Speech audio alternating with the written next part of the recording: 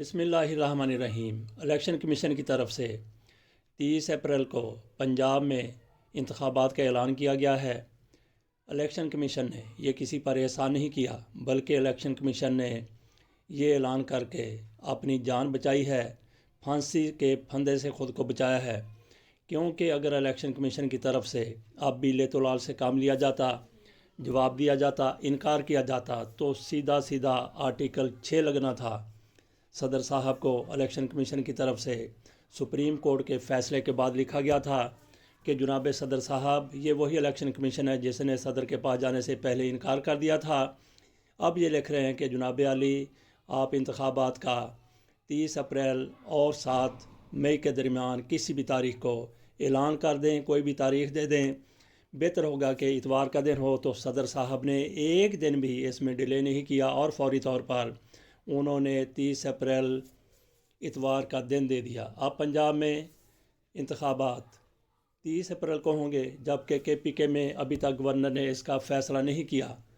Election commission کی طرف سے یہ اعلان کیا گیا تو اس کا PTI کی طرف سے خیر مقدم کیا گیا، ایک خیر سگالی کی فضا بن گئی ہے۔ اب پھر الیکشن کمیشن کو یہ چاہیے کہ اپنے رویے میں تھوڑی سی وہ مزید تبدیلی لائے۔ جس طریقے سے اس کی طرف سے PTI کی مخالفت کی جاتی ہے، اس مخالفت میں تھوڑی سی کمی لا دے تو میں سمجھتا ہوں کہ دونوں کے درمیان، الیکشن کمیشن کے مابین اور PTI کے مابین خیر سگالی کی فضا پیدا ہو سکتی ہے، جو ایسے موقع پر جب دونوں نے ایک دوسرے کے خلاف توپیں اٹھا رکھی ہیں، اس سے ایک اچھی سیاسی فضا بننے میں مدد ملے گی۔ اب تھوڑی سی بات کر لیتے ہیں کہ 30 اپریل کو انتخابات ہوں گے تو اس میں کیا ہوگا۔ اس میں مسلم لیگ نون کی واضح طور پر سیاسی موت نظر آ رہی ہے۔ پنجاب میں مسلم لیگ نون کا بیڑا غرق ہوتا ہوا نظر آ رہا ہے۔ مسلم لیگ نون کو قبل انتخابات میں جانا پڑ رہا ہے۔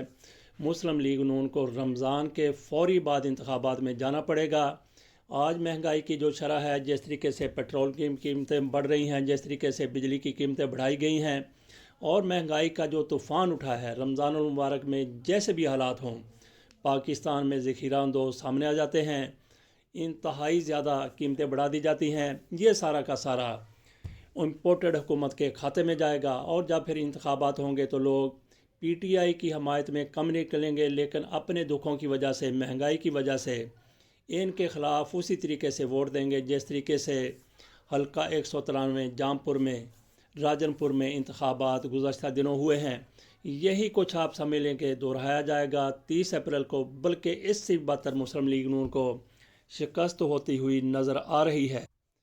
الیکشن کمیشن کی طرف سے انتخابات کا خود اعلان کر دیا گیا، خود ان کی طرف سے تاریخ تجویز کر دی گئی، تو کچھ لوگ اب بھی کہہ رہے ہیں کہ انتخابات کا انعقاد غیر یقینی نظر آ رہا ہے۔ ایسا ہرگز نہیں ہے۔ حکومت کی طرف سے یہ کوشش کی جا رہی ہے، حکومت کے جو سرپرست ہیں وہ بھی نہیں چاہتے کہ انتخابات اس موقع پر ہو جائیں، 30 اپریل کو انتخابات ہو جائیں۔ ان کی طرف سے ہر رکاوٹ ڈالنے کی ہر ممکن کوشش کی جائے گی، لیکن یہ کامیاب نہیں ہوں گے۔ کیوں کامیاب نہیں ہوں گے؟ کیوں اتنی جرأت نہیں دکھائیں گے؟ کیونکہ ان کو بھی پھانسی کا پھندا نظر آ رہا ہے۔ کون آرٹیکل 6 کا سامنا کرے گا؟ کون اس حوالے سے اتنی جرأت کرے گا کہ وہ سپریم کورٹ کے سامنے کھڑا ہو جائے؟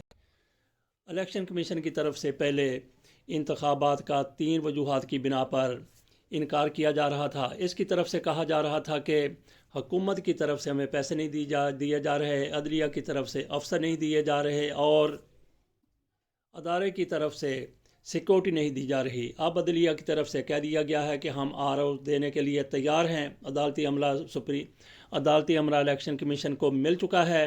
دوسرے ادارے بھی جس نے سیکورٹی دینے سے انکار کیا تھا، وہ بھی سپریم کورٹ کے فیصلے کے بعد سیکورٹی دے دیں گے۔ اور حکومت کی طرف سے اب بھی یہی کہا جا رہا ہے کہ ہمارے پاس پیسے نہیں ہیں، ان کے پاس پیسے نہیں ہیں۔ کس کے لیے پیسے نہیں ہیں؟ صرف انتخابات کے لیے پیسے نہیں ہیں، باقی ان کے پاس بے شمار پیسہ ہے اپنے کاموں کے لیے اور ناجائزات کے لیے۔ یہ حکومت بھی تھوڑی سی تڑنگ پھڑنگ کے بعد مان جائے گی، پیسے دینے پر تیار ہو جائے گی، کیونکہ اس حکومت کو بھی اپنا گلا پھانسی کے پھندے سے بچانا ہے۔ 30 اپریل مسلم لیگ نون کے جنازے کا دن ہے۔ اس روز مسلم لیگ نون کا سیاسی کفن اڑتا ہوا نظر آئے گا۔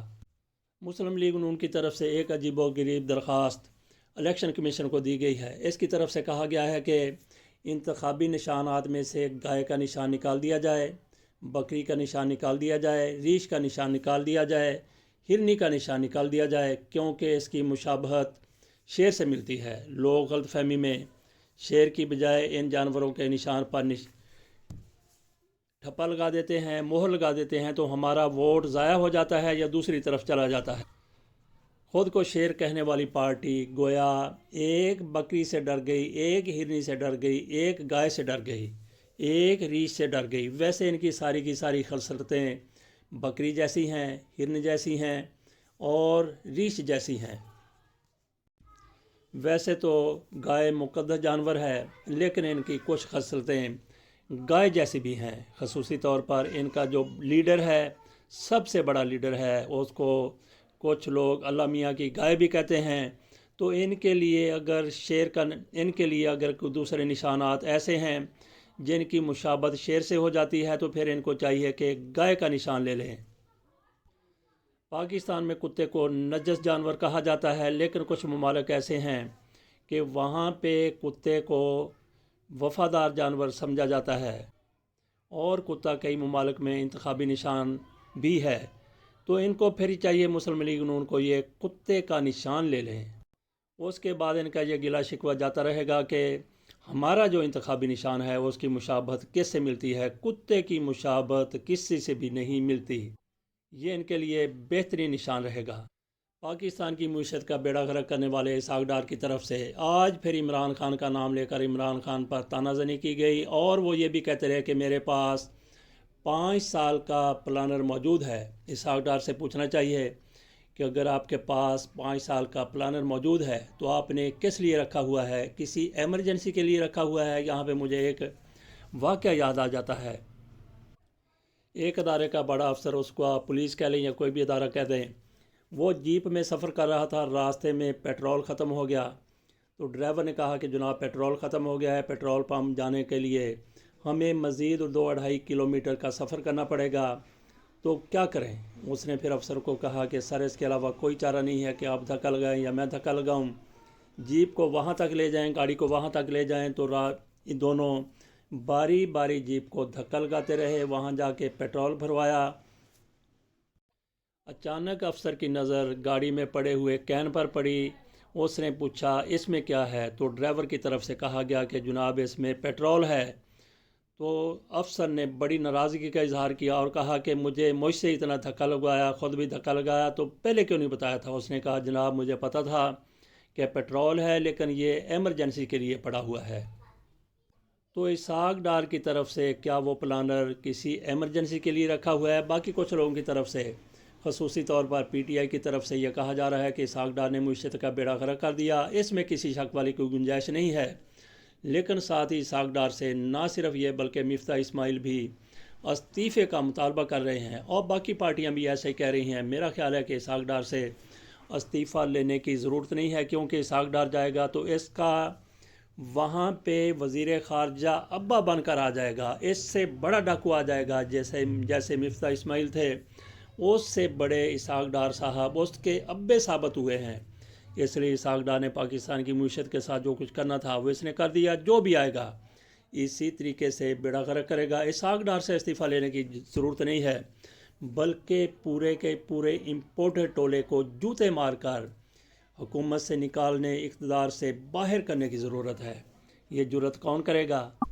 عمران خان کی جیل بھرو تحریک کے حوالے سے حکومت کی طرف سے، امپورٹڈ حکومت کی طرف سے بڑی تنقید کی جاتی تھی کہ یہ تحریک ناکام ہو گئی ہے۔ بالکل ناکام نہیں ہوئی۔ عمران خان نے کہا تھا کہ جیل بھرو، جیلیں جتنی بھی بھر سکیں، گرفتاریاں ہو رہی تھیں، لیکن سپریم کورٹ کا فیصلہ آ گیا۔ اس کے بعد پھر عمران خان کی طرف سے جیل بھرو تحریک ختم کر دی گئی، کیونکہ جیل بھرو تحریک کے جو مقاصد بتائے گئے تھے وہ حاصل کر لیے گئے۔ انتخابات کا اعلان ہو گیا، اور پھر یہ حکومت رانا ثناء اللہ کی طرف سے یہ کہا گیا تھا کہ ہم ان سے نمٹیں گے، ہمیں پتہ ہے کہ دشمنوں کے ساتھ کس طریقے سے نمٹنا ہے، تحریک انصاف ہمیں دشمن سمجھتی ہے تو ہم بھی پھر دشمنی کر کے دکھا دیں گے۔ تو ان کی طرف سے رانا ثناء اللہ کی طرف سے جن لوگوں کو گرفتار کیا گیا تھا ان کو دور دراز جیلوں میں بھیج دیا گیا۔ اور پھر آج کیا ہوا؟ معاملہ ہائی کورٹ میں گیا، جیل بھرو تحریک ختم ہو چکی ہے، تو ہائی کورٹ کی طرف سے یہ اعلان کر دیا گیا، یہ فیصلہ کر دیا گیا کہ سارے کے سارے لوگوں کو رہا کر دیا جائے، اور سارے کے سارے وہ لوگ جنہوں نے گرفتاریاں دی تھی انہوں نے جیلیں خالی کر دی ہیں، وہ سارے کے سارے رہا ہو گئے ہیں۔ تھوڑی دیر کے لیے امریکہ چلتے ہیں، وہاں پہ کیرولینا ریاست میں ایک قتل ہوا تھا، 2 سال پہلے قتل ہوا تھا۔ 7 جون 2021 کو ایک بڑے وکیل نے، الیکس مرڈو نے، اپنی بیوی کو، اپنے بیٹے کو قتل کر دیا تھا۔ اس قتل کا کوئی سراغ نہیں مل رہا تھا۔